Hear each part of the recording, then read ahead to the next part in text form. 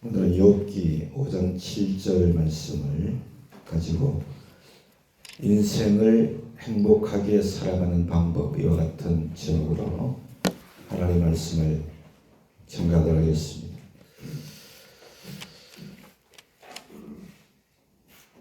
오늘 말씀은 성경적인 관점에서, 여러분, 성경은 진리입니다.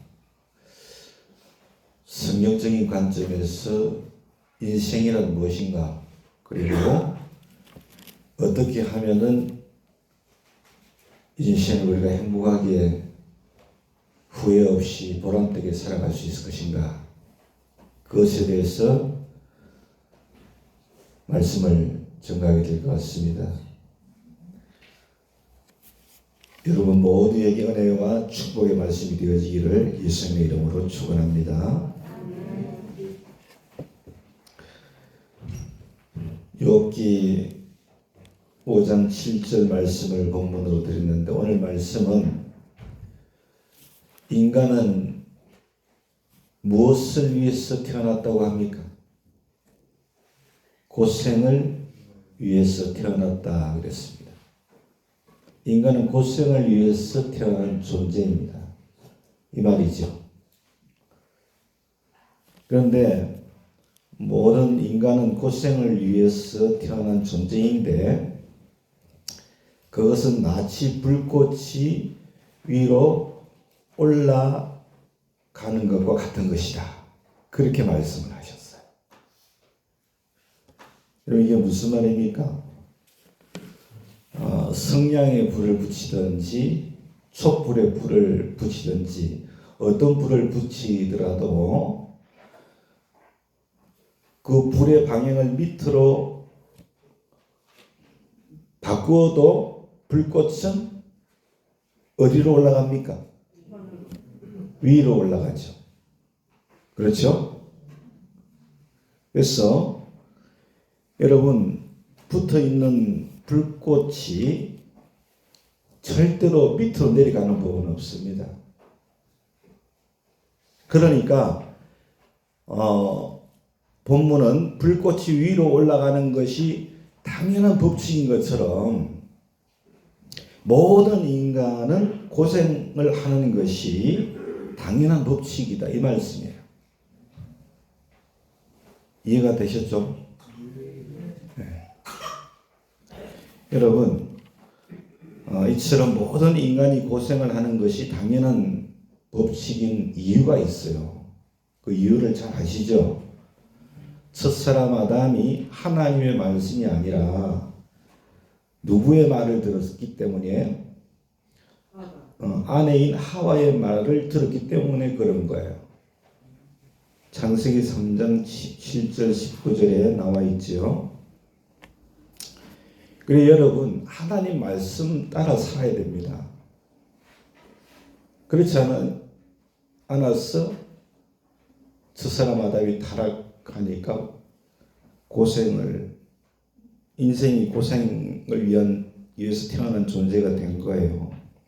아담에게 이르시되, 내가 내 아내의 말을 듣고 내가 내게 먹지 말라 한 나무의 열매를 먹었은즉 땅은 너로 말미암아 저주를 받고 너는 평생에 수고하여야 내 소산을 먹으리라.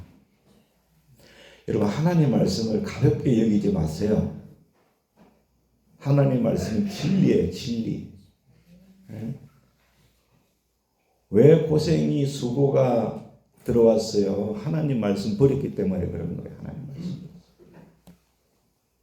땅이 저주를 받아가지고 땅에서 뭐가 납니까?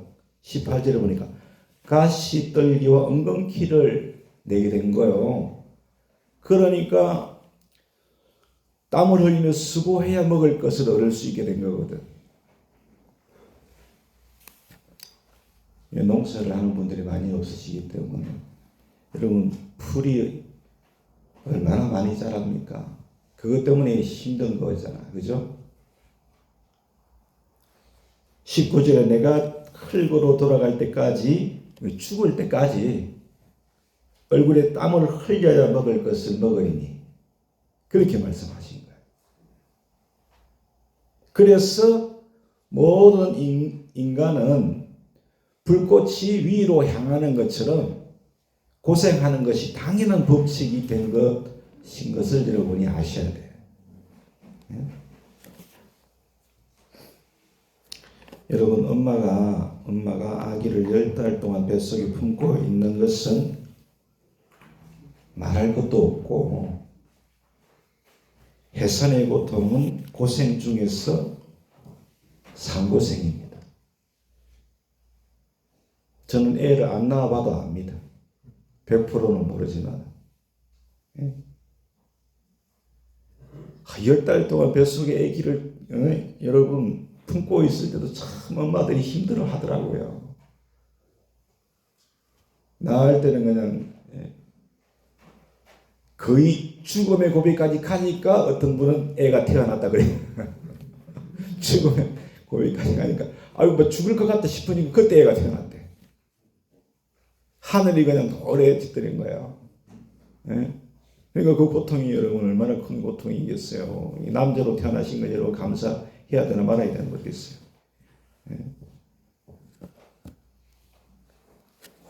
여러분 엄마만 고생합니까? 그 태문을 열고 나오는 그 태아도 여러분 이 세상에 태어날 때부터 고생하면서 나오지 않습니까? 얼마나 여러분 고통스러우면 애가 태어날 때 울면서 태어나겠습니까? 그렇지 않습니까? 아니 좋으면 왜 울겠냐고요? 고통스러우니까 우는 거지. 엄마 뱃속에 있을 때가 편하다 이런 말을 어른들이 하지요. 엄마 뱃속에 있을 때는요 배가 안 고파요. 애가 배가 안 고파. 왜? 태주를 통해서 영양분이 다 들어가거든. 예?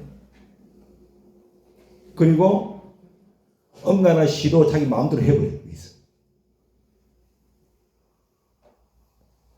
여러분 다 기억나시죠? 마음대로 해버려. 거기다 해버려요. 그러니까 찝찝한 게 없어. 찝찝한 게 하나도 없어. 그리고 양수에 떠 있단 말이에요. 애가. 여러분 물에 떠 있을 때 기분 좋지요? 좋아요, 안 좋아요? 엄마 태 속이 그렇게 편한 곳이야. 그렇게 편한 곳이야. 그러니까 애가 거기서 그냥 발기질 하면서 그냥 잘 노는 거야, 거기서. 네? 근데 태어날 때부터 애가 고통을 받아요. 그러니까 우는 거지요. 어머니 뱃속하고 환경이 너무나 다른 거예요. 빛도 빛이 지저분해 눈도 잘 못 뜨는 거예요. 그렇지 않습니까? 예? 배도 고프니까 우는 거고. 안 그래요? 태주를 잘라버리는 거예요. 또 엄과 시해도 찝찝하거든. 그러니까 우는 거예요.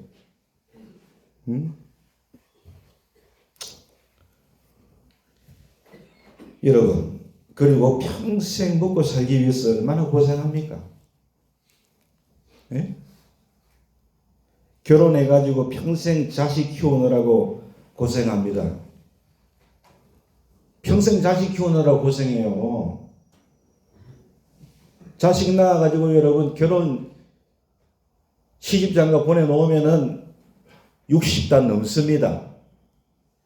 평생 그냥 먹고 살기 위해서 자식 키우기 위해서 고생하는 거예요. 그러면 좋은 시절 다 지나가. 70대고 60대. 고생하죠.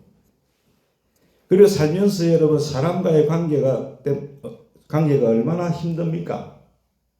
사람하고의 관계 때문에 얼마나 고생들 하십니까, 여러분? 오죽하면 여러분 불교에서는 인생을 뭐라고 합니까? 고해라 그래요. 고해. 무슨 말인지 아시죠? 인생은 고생의 바다예요. 고생의 바다. 불교에서는 그렇게 말합니다. 그런데 여러분 문제는 뭐냐면 그 고생을 누가 알아줍니까? 그 고생하는 걸 누가 알아주나요?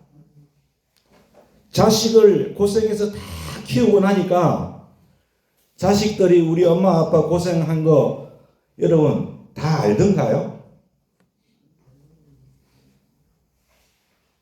말로는 안다고 하지만 다 모릅니다. 몰라요. 말로는 안다고 하지. 여러분 자식들이 부모님을 봉양하는데 나이 드신 부모님, 시부모님을 자식들이 봉양을 하기 위해서 얼마나 고생합니까? 근데 그 고생을 부모들이 압니까? 모릅니다. 아는 것 같은데 모릅니다. 여러분 가장들이 밖에 나갔어요. 자존심 상해가면서 자기 가족 부양하기 위해서 하루에도 몇 번씩이나 사표를 쓸까 말까 망설이는 거 여러분 얼마나 고생하는지 아내들이 모릅니다. 자식도 모릅니다.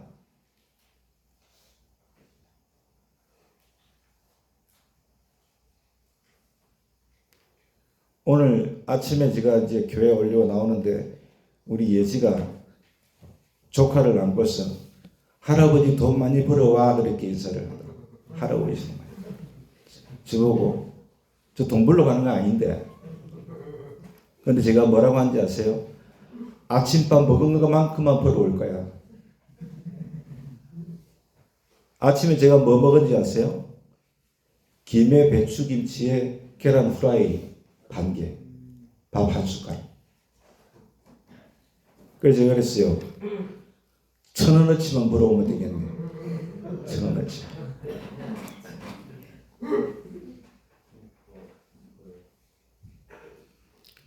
아버지들이 여기로 나가서 가족 먹여 살리려고 얼마나 고생하는지 스트레스 받으면서 여러분 사표를 쓸까 말까 하면서 그렇게 일하는지 아내도 다 모릅니다.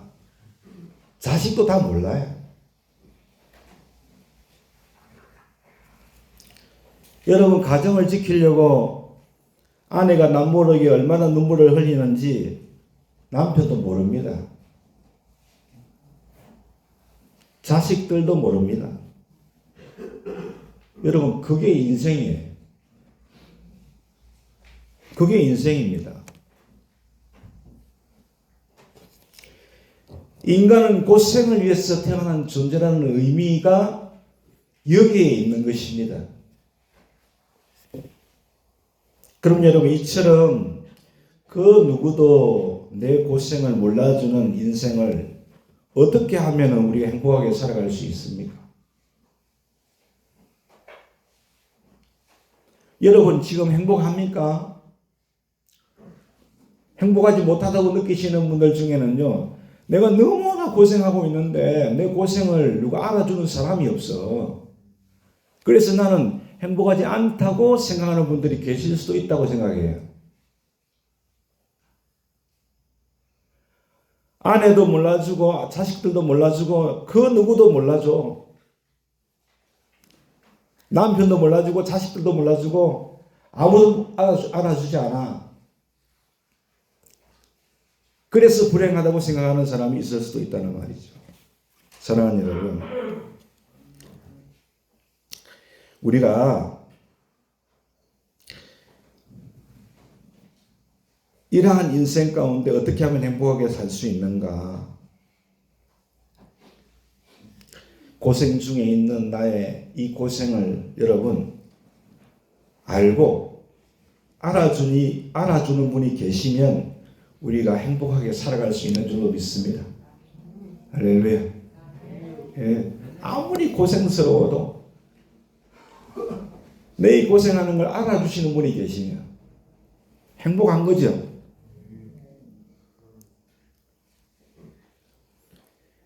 그런데 누구도 내 고생을 다 모릅니다.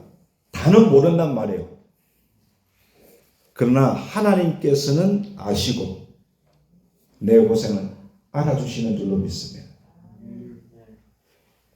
그래서 예수님께서 마태복음 11장 28절에 수고하고 무거운 짐진 자들아 다 내게로 오라. 내가 너희를 쉬게 하리라. 이 말씀이 저와 여러분 오늘 우리에게 능력이 되기를 원합니다. 고생을 위한 태어난 존재인 우리에게 위로가 되기를 원합니다. 내가 너에게 힘을 주겠다는 것입니다. 할렐루야. 다 내게로 와라. 내가 너희를 쉬게 하리라. 여러분, 그 누구도 여러분의 고생을 몰라줄 때 예수님 찬스를 반드시 써야 됩니다. 믿습니까? 아무도 몰라준다고 주저앉으면 안 되는 것입니다. 예수님 찬스를 써야 됩니다. 할렐루야. 예수님은 다 아신다. 할렐루야. 예수님은 알아주신다. 아멘. 사무엘상 1장을 보면 엘가나의 아내 한나의 얘기가 나옵니다. 엘가나는 아내가 둘이었어요. 한나와 버닌나였어요. 엘가나는 매년 하나님 앞에 나가서 예배를 드렸는데 그때에 제물의 분깃을 그의 아내 버닌나와 자녀들에게도 주고 한나에게는 갑절이나 줬다고 그랬어요.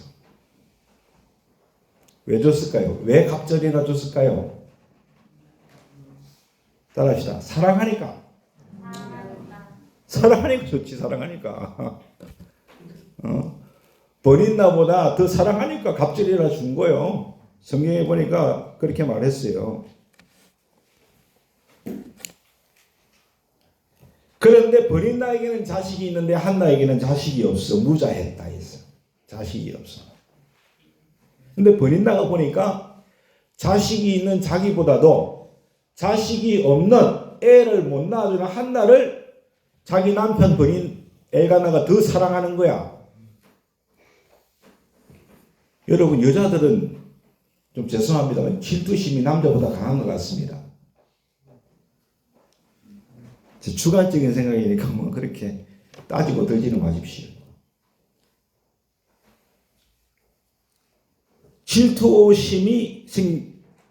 질투가 났던 거예요. 그래서 버닌나가 한나를 화나게 했습니다. 고민하게 했어요.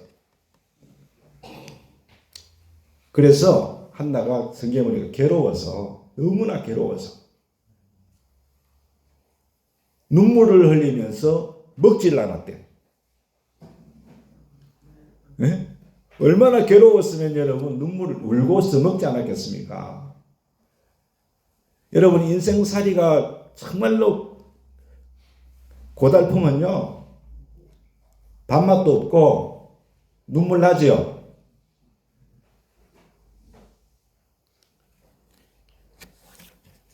저는 나는데 안 나는 모양이네.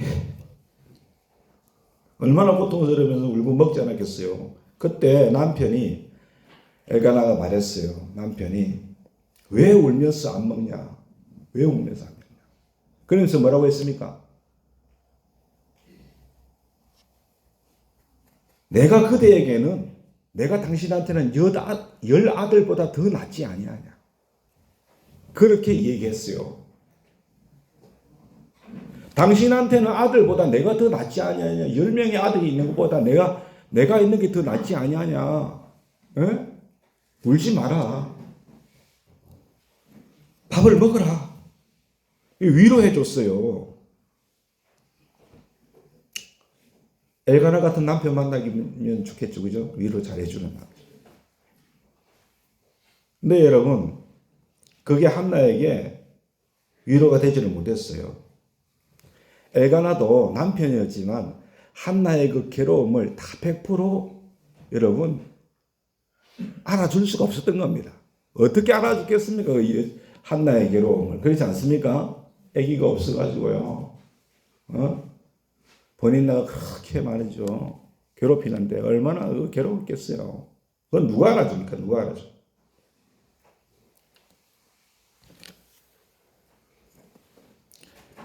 한나는 여러분 그 괴로운 마음을 가지고 하나님께로 나갔어요. 누구에게로? 하나님께로. 하나님께 가지고 나가서 하나님 앞에 기도하면서 통곡하면서 울었어요. 하나님, 이 괴로움을 그 누구도 몰라줍니다. 하나님. 그 누구도 알아주는 사람이 없습니다. 통곡하면서 하나님 앞에 기도하면서 기도하는데 그냥 감동받아갖고 서원을 했어. 하나님 앞에. 하나님께서 내 이 괴로움을 주님 들어주시면은 내가 하나님 위해서 하나님 위해서 내 아들을 드리기를 원합니다. 할렐루야.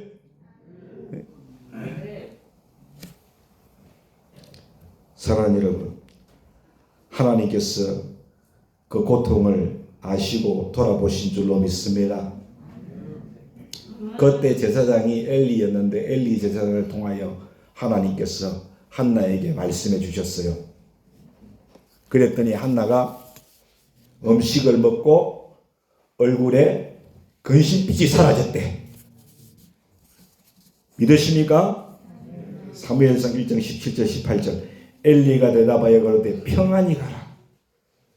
이스라엘의 하나님이 너의 기도하여 구한 것을 허락하시기를 원하노라.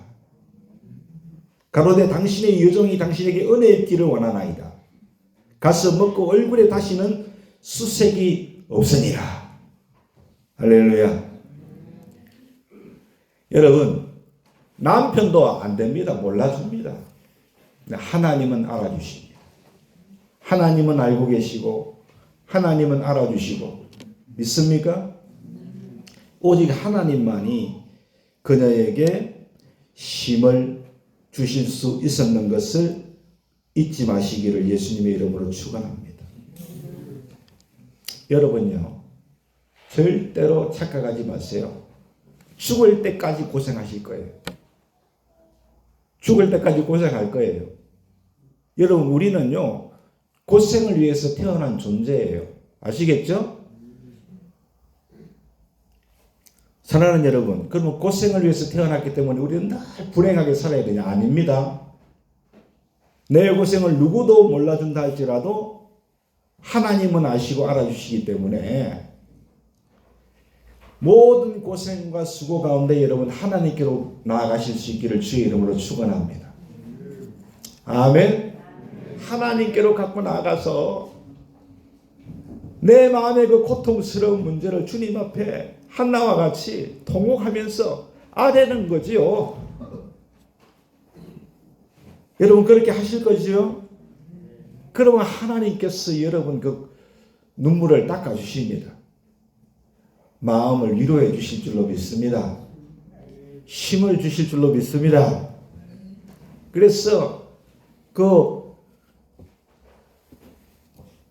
고생 가운데서도 하나님께서 능력을 주셔서 행복한 삶을 살아갈 수 있는 그러한 우리 베레스도 교회의 모든 성도님들이 다 되시기를 예수님의 이름으로 축원합니다.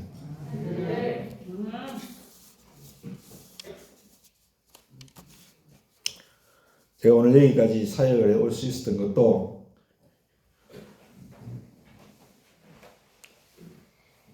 하나님께서 나의 고생을 알아주시기 때문에 이 자리까지 올 수 있었던 것을 여러분이 아셔야 됩니다. 여러분들도 다 마찬가지일 거라고 저는 믿습니다.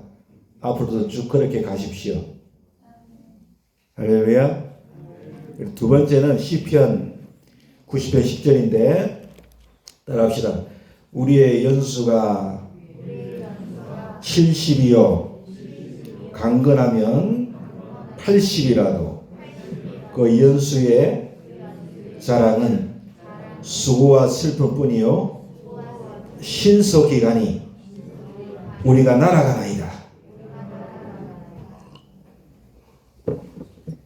사랑하는 여러분, 우리 인생은 수고와 고생과 슬픔뿐인 인생인데, 근데 수고와 슬픔과 고생뿐인 인생일지라도 좀 길었으면 좋겠는데,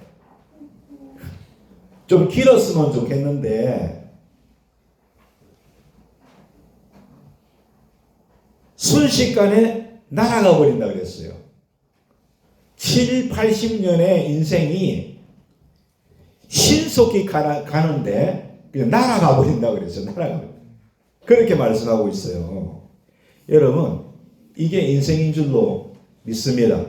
성경은 그렇게 말하고 이게 인생이야. 인생은 그냥 눈 깜짝할 사이에 그냥 휙 지나가는 게 그게 인생이야. 그렇게 말을 하고 있는 거예요. 여러분, 사람의 인생은요, 출생과 동시에 죽음을 향해서 달려가는 급행열차입니다. 급행열차. 믿습니까?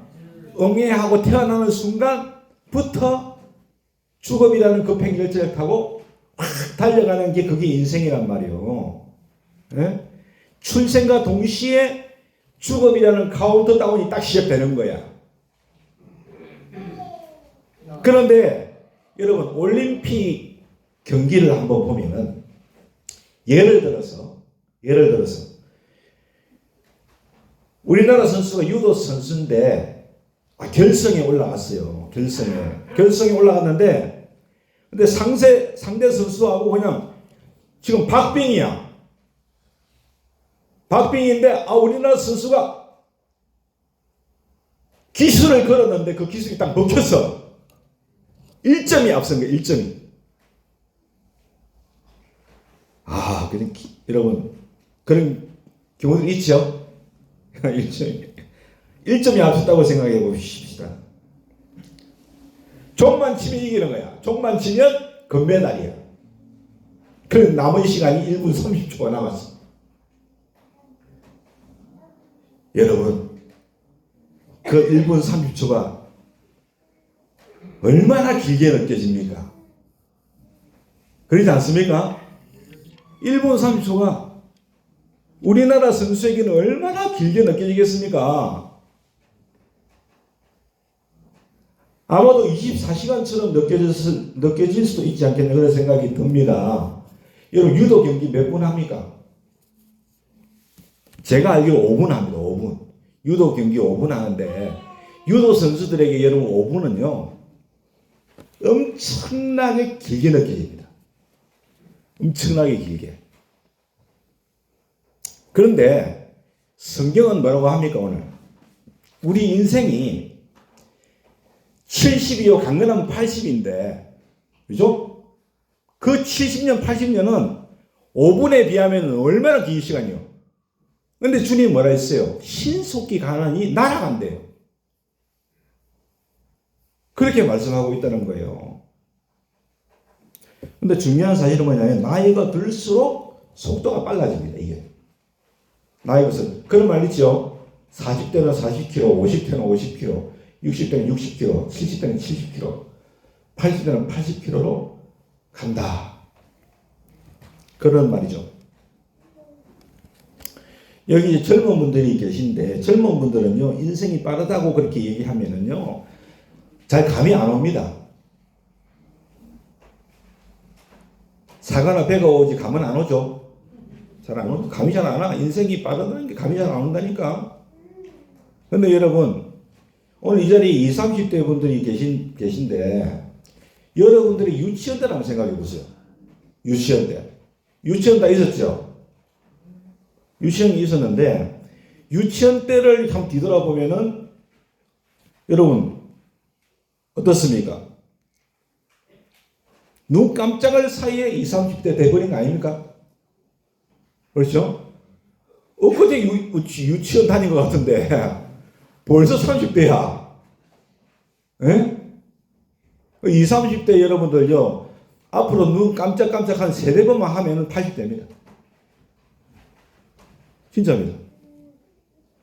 언제 내가 70대나 이리 사는 거야. 눈을 깜짝이면 안 돼. 눈을 깜짝이면. 눈 깜짝할 사이에 그냥 7, 80 되는 게야. 성경이 그리 말하고 있어요. 여러분, 이게 인생인 겁니다. 성경은 이게 인생이라고 그랬어요. 여러분, 이처럼 눈 깜짝할 사이에 지나가는 인생을 우리가 어떻게 하면은 후회하지 아니하고 우리가 행복하게 살아갈 수 있을까? 프랑스의 위대한 사상가이고 시인이고 철학자인 폴 발레리라고 하는 분이 있습니다. 이분이 이런 얘기를 했어요. 그대가 용기를 다해서 생각한 대로 살지 아니하면 머지않아서 그대는 사는 대로 생각할 것이다. 이게 좀 철학적인 얘기라 여러분 이해가 되실지 모르겠는데, 여러분 생각하는 거고 사는 데는 용기가 필요하대요.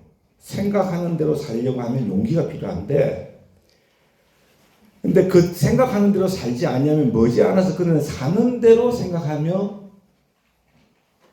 사는 대로 생각할 것이다. 그렇게 말을 했다는 거예요. 여러분, 몸을 팔면서 사는 여자들이 있습니다. 몸을 팔면서 사는 여자들은요, 몸 파는 여자들 식대로 생각합니다. 이해가 됩니까? 몸 파는 여자들 식대로 생각합니다. 도둑질 하는 사람들은 도둑질 하는 식대로 도둑식으로 생각하는 겁니다. 사기꾼은요, 사기꾼식으로 생각합니다. 그러니까 몸 파는 여자들이 몸 파는 여자식으로 생각하고 사기꾼이 사기꾼식으로 생각하고 도둑이 도둑식으로 생각한다는 것은 어떤 의미냐? 다 자기들 나름의 명분이 있어요. 자기들이 그렇게 살 수밖에 없는 명분이 있다니까. 그런 의미입니다. 다 자기를 합리화시킵니다. 왜 내가 몸을 팔 수밖에 없는가? 왜 내가 사기를 칠 수밖에 없는가? 왜 내가 도둑질 할 수밖에 없는가? 합리화시킨다니까요, 다요. 그래서 자기가 살고 싶은 대로 사는 것이죠. 살고 싶은 대로 살면 뭐냐면 어떤 의미냐면 사는 대로 생각하는 거예요. 살고 싶은 대로 살면 사는 대로 생각하게 되는 거예요. 합리화시키고 명분을 내세웁니다. 그러나 여러분 어느 날이 어떤 날이에요? 죽음의 날. 죽음의 날. 죽는 날이 오면은 땅을 치고 후회하죠. 그러거든 사람들은. 그렇죠?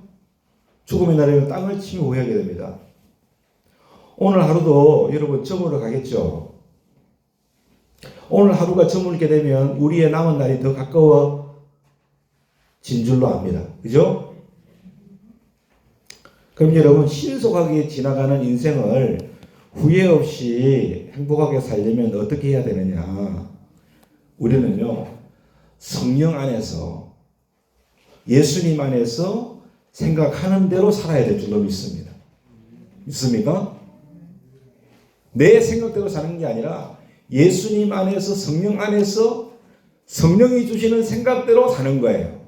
아시겠죠? 예. 그날이 오면, 그날이 어떤 날이라고 했어요? 죽음의 날. 오겠죠? 눈 깜짝할 사이에 지나간다니까요.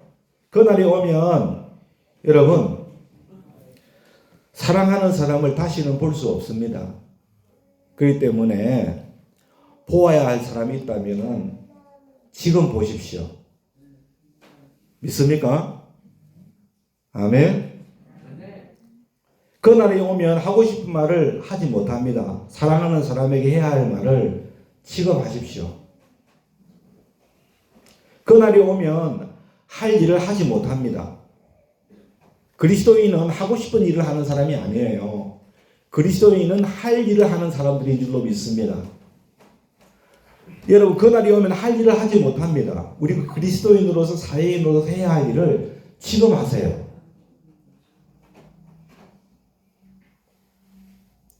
왜냐하면 그날이 오면 여러분 울면서 어두운 데 쫓겨나가서 일을 갈지도 모르기 때문에 그런 거예요. 땅을 치고 통곡할지도 모르기 때문에 그런 줄로 믿습니다. 그러므로 지금부터 여러분 그날을 잘 준비하실 수 있기를 예수님의 이름으로 축원합니다. 죽을 때가 다 되어가지고 이제 곧 죽을 건데 보고 싶은 사람 있으면 안 돼요. 이제 곧 죽을 건데요. 미안하다는 말을 못하고 여러분 사랑한다는 말 못하고 죽으면 안 됩니다. 지금 이제 당장 죽을 건데 그리스도인으로서 할 일을 하지 못하고 죽으면 안 됩니다. 믿습니까?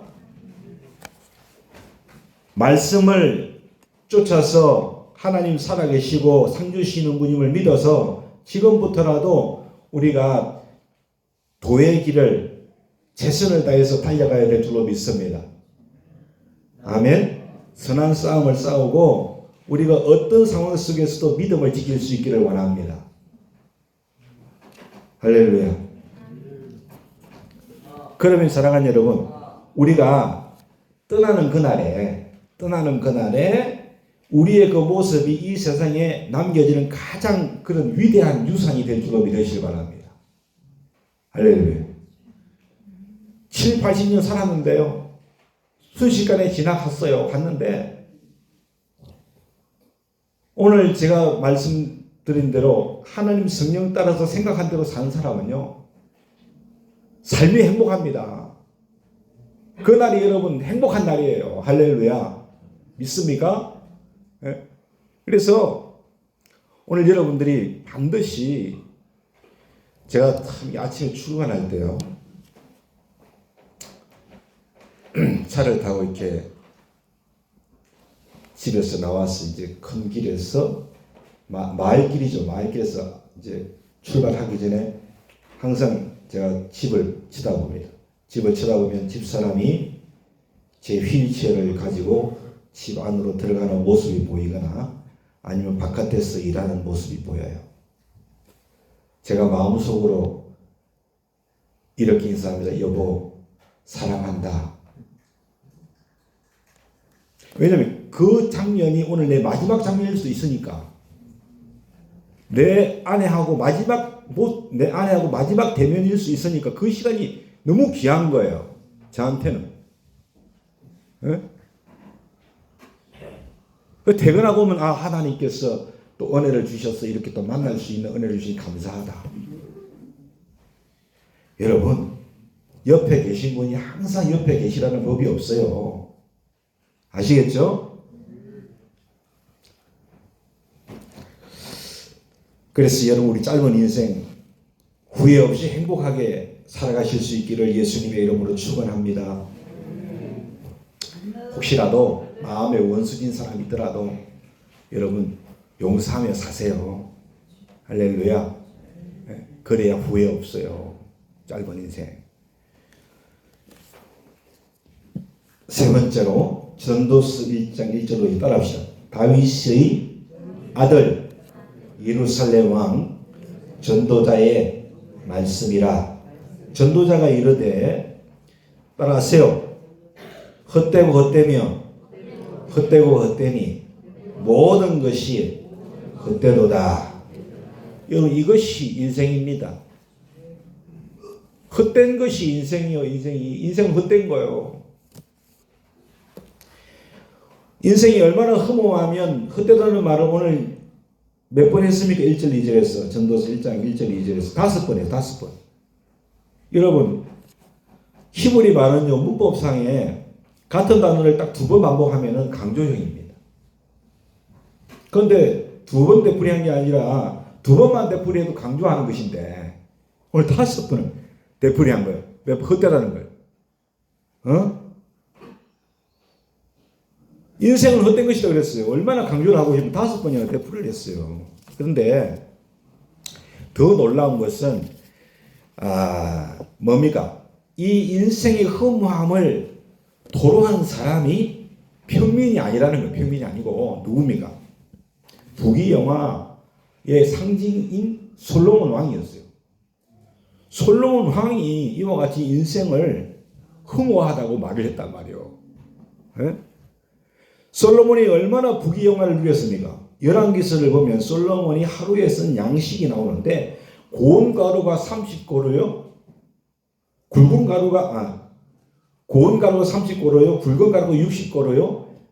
하루에 90고루의 밀가루를 썼다는 거예요. 90고루의 밀가루를 썼는데 한 고루가 230리터입니다. 그러니까 하루에 90고루를 썼다고 하니까 그 밀가루를 가지고 14,000개의 빵을 만들 수 있대요. 14,000개의 빵을 만들 수 있어요. 그런 밀가루. 거기에다가 매일 소를 몇 마리 잡아요? 300마리를 잡았대. 소를 300마리를 잡고 양을 100마리를 잡았어요. 그 외에도 보니까 새와 사슴과 노루를 셀 수 없이 잡았다는 거야.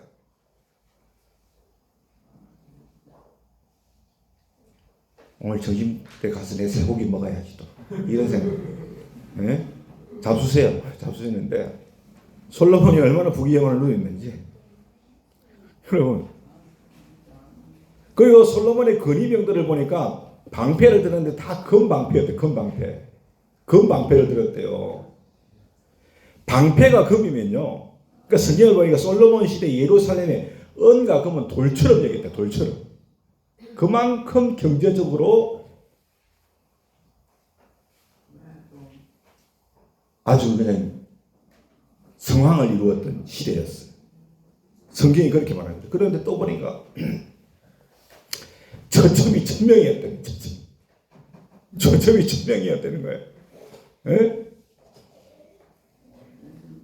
여러분, 이런 요즘 여러분요, 재벌이라도 이렇게는 못 살 것 같아요. 그렇지 않습니까? 어떤 재벌이 이리 살겠습니까? 그럼 그 정도 살았으면 정말 인생을 멋지게 살았다. 그죠? 그렇게 노래해야 되지 않겠습니까? 그 정도 살았으면 아주 멋지게 산 거 아닙니까, 여러분? 근데 솔로몬이 뭐래요? 다 헛된 것이다. 다 헛된 것이더라. 여러분요, 가진 것이 많으면 많을수록, 누리는 것이 많으면 많을수록 그런 분들이 느끼는 허무의 이 골이라고 하는 것은요, 더 깊다는 걸 여러분이 아셔야 돼요. 왠지 아십니까? 내가 남보다 가진 것이 더 많기 때문에 그 사람은요, 내가 가진 것으로 모든 것을 다 할 수 있다고 생각해요.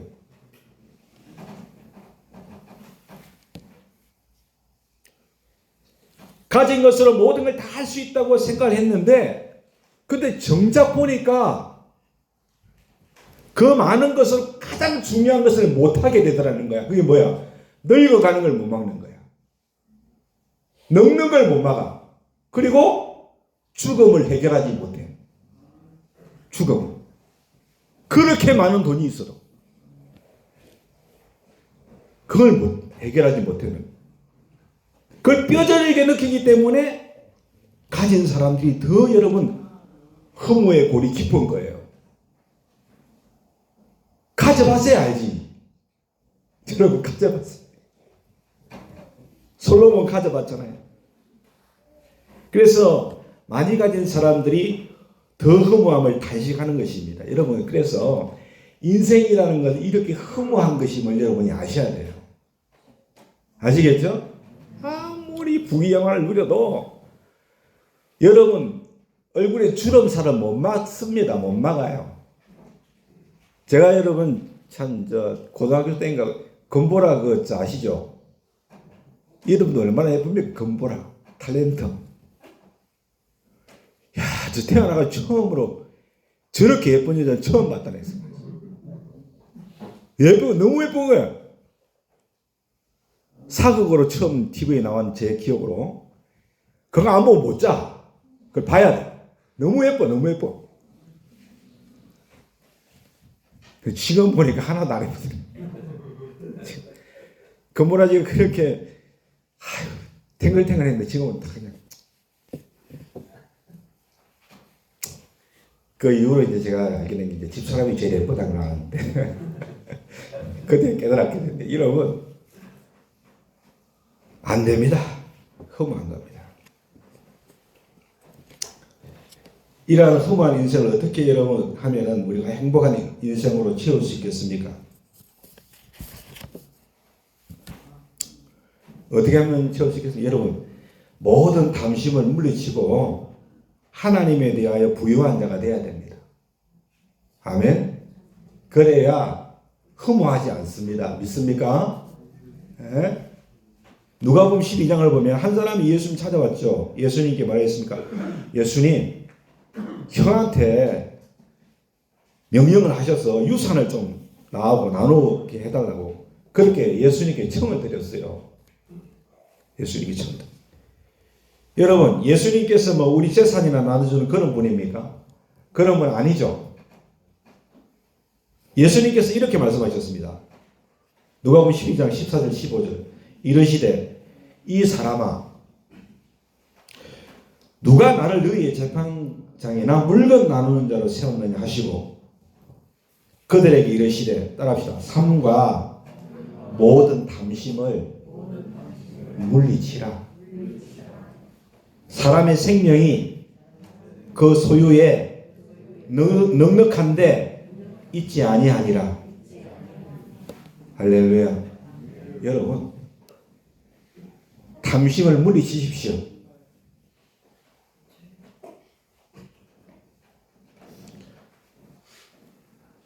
소유보다 생명이 중요하고 넉넉한 소유가 사람의 생명을 보장하지 못한다고 주님은 말씀하셨어요. 왜 많이 가진 자들이 그 허무의 골이 더 깊다고 했습니까? 죽음의 문제를 해결하지 못하니까. 믿습니까? 탐심으로. 여러분, 넉넉하다는 말이 얼마나 좋은 말입니까? 아이고 참 그 사람 마음이 참 넉넉해, 이렇게 사용할 때 참 좋은 말이죠. 그런데 이 넉넉하다는 말은요, 차고 넘친다는 말인데, 재물이 차고 넘쳐도 그의 생명에 여러분 구원을 할 수 없다는 거예요. 믿습니까? 그러시면서 밭에 소출이 풍성한 한 부자의 비유를 하셨잖아요. 그 부자가 여러분 소출이 풍성했지요. 그래서 자기 영혼까지도 정말로 만족과 안식을 가져다 줄 것처럼 생각을 했는데, 그런데 그런 그에게 주님께서 뭐라고 했습니까? 하나님은 이르시되 어리석은 자여 오늘 밤에 내가 내 영혼을 도로 찾을 것이다. 예? 따라합시다. 그러면 내 준비한 것이 누구의 것이 되겠느냐? 이 어리석은 놈아. 예? 이 어리석은 놈아. 예? 이 어리석은 놈아. 이 안에는 그런 분들이 없기를 바랍니다. 예? 소유의 넉넉함으로 인생의 허물을 채워보겠다고 생각하는 사람, 어리석은 사람입니다. 인생은 여러분 헛된 거예요. 왜 헛됩니까? 늙어가면서 죽음을 해결하지 못하니까 그런 거지. 믿으세요? 예? 그러면서 뭐라 했습니까? 자기를 위하여 재물을 쌓아두고 하나님께 대하여는 가난뱅이라. 그러므로 오늘 여러분, 우리가 허무한 인생이지만은 인생이 허무해지지 않으려면은 이 세상에 재물의 가치를 두어서는 안 되고 하나님께 가치를 둬야 돼요. 하나님께. 믿습니까? 하나님께 가치를 둬야 돼요. 하나님께 대하여 부자가 되어야 되는 줄로 믿습니다. 예? 그러니까 하나님께 대하여 부유한 자가 어떤 자예요? 예수를 그리스도로 믿는 믿음을 놓지 않는 자예요. 할렐루야.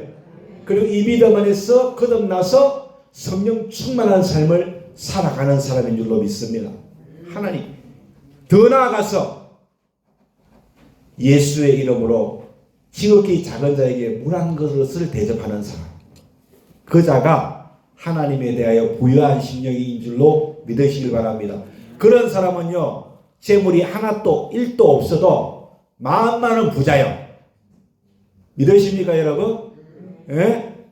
성령 안에서 가난한 자들을 도우면서 살아가는 사람 얼마나 부자입니까? 하나님에 대하여. 여러분 마태복음 25장 33절 46절 말씀을 읽어보세요. 오른편 양과 왼편 염소의 비유가 나오잖아요. 지극히 작은 자에게 한 것이 바로 나에게 한 것이다.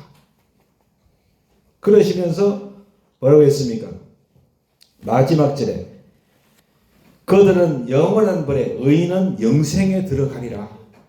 아멘. 지극히 작은 자에게 한 것이 나에게 한 것인데 헐벗고 가난한 사람 돌본 자가 바로 하나님께 한 거야. 그 자는 우편 양의 자리에 앉게 되고 그 자가 영생을 얻게 돼요. 주님의 말씀은 진리인 줄로 믿으시기 바랍니다. 여러분, 인생을 허무하게 살면 안 됩니다. 할렐루야. 행복하게 살아야 됩니다. 믿습니까? 행복하게. 돈에 같이 두지 말고 하나님에 대하여 부유한 자들 되세요. 믿으시죠? 그래서 여러분들 정말 우리의 인생은 고생이고 신속이 빨리 지나가고 험한 것이 우리의 인생인데 예수 안에서 우리는 행복할 수 있는 줄로 믿습니다. 내 고통, 수고로움 다 주님께 가지고 나가서 주님께 눈물을 흘리며 기도하세요. 하나님께서 여러분 눈물 닦아주시고 새 힘 주실 줄로 믿습니다. 아내도 몰라주고 남편도 몰라주고 자식도 몰라줘요. 목사님도 몰라줘요. 하나님만 알아줘요. 믿습니까? 하나님께 나가서 여러분 기도하세요. 눈물 흘리세요. 믿습니까? 신속이 빨리 지나가 버려요. 여러분 해야 할 일을 반드시 하세요. 믿습니까? 오늘 해야 할 일 생각하는 대로 성령 안에서 행하세요. 하나님의 성령이 행하라는 대로 행하세요. 할렐루야. 그리고 인생을 허무합니다. 하나님께 대하여 부유한 심령들 꼭 되십시오. 그래서 주님 그날 올 때에 뿐만 아니라 내 삶이 늘 행복한 삶이 될 수 있기를, 그날은 더 행복한 하나님의 사람으로 설 수 있기를 예수님의 이름으로 축원합니다.